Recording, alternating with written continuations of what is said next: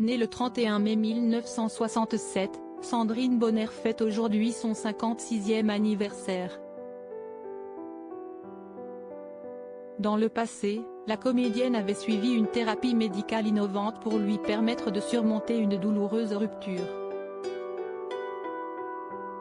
Une technique qui a fait ses preuves sur l'actrice. En 1991, Sandrine Bonner rencontrait l'acteur américain William Hurt sur le tournage de La Peste de Luis Puenzo. Leur coup de foudre est immédiat et le couple devient parent quelques années plus tard d'une fille prénommée Jeanne, née en 1994. Malheureusement, l'amour s'étiole entre l'acteur et la comédienne et ils décident finalement de se séparer.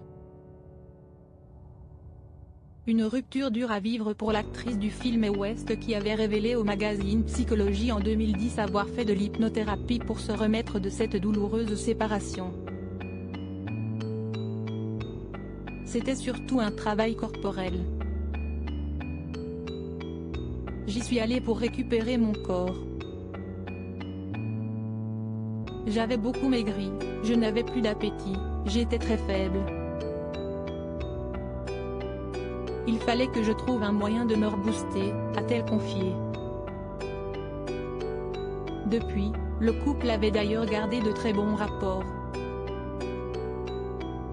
Ce qui est génial, si est de pouvoir se dire, je suis fière de ce mec, même si la relation de couple s'est arrêtée, j'ai eu raison de l'aimer et d'avoir un enfant avec lui. Si est rassurant de voir que l'on a fait les bons choix, que l'on ne s'est pas trompé, expliquait la comédienne. Mariée à l'époque avec Guillaume Laurent, avec lequel elle a eu Adèle, sa deuxième fille, née en 2004, elle révélait que son ex-mari et l'actuel s'entendaient à merveille. Son époux n'était d'ailleurs pas jaloux. Elle confiait, quand Bill, surnom de William Hurt, note de la rédaction, vient à Paris, on dîne tous ensemble, ils s'entendent bien. J'ai 2 enfants, et cela me paraît essentiel que le père de l'une accepte le père de l'autre. Par ailleurs, Sandrine Bonner a par la suite entamé une psychanalyse, suite à la violente agression vécue avec l'un de ses anciens compagnons qui lui avait fracassé la mâchoire. Oui, quelques années plus tard, mais je n'y suis pas allée pour faire de la psychologie ou pour mieux me connaître.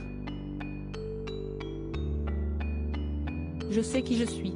Et, même si j'ai des zones d'ombre, des fragilités comme tout le monde, j'en suis consciente et je ne souffre pas. Je suis allée voir une psychanalyste pour régler un problème très précis, j'étais traumatisée par une agression que j'avais vécue.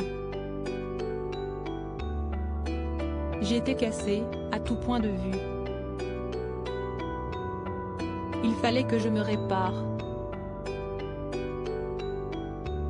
Avait-elle raconté évoquant la peine ridicule de son ex, 2 ans de prison avec sursis. Depuis 2018, elle est en couple avec le musicien de jazz Eric Truffaz.